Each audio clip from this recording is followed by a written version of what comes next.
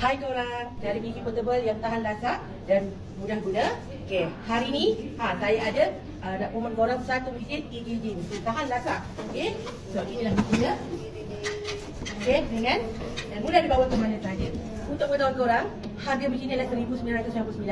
Kami ada bagi promosi pada harga RM899 sahaja. What? RM899 sahaja. Apa yang anda dapat pada harga RM899? Yang pertama, mesin jahit, buku panduan dan kapal.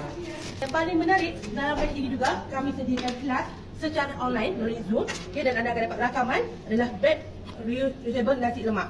Yang kedua, kami akan bagi kursus secara online juga baju Melayu kucing. Okey? Oh my god! Wow!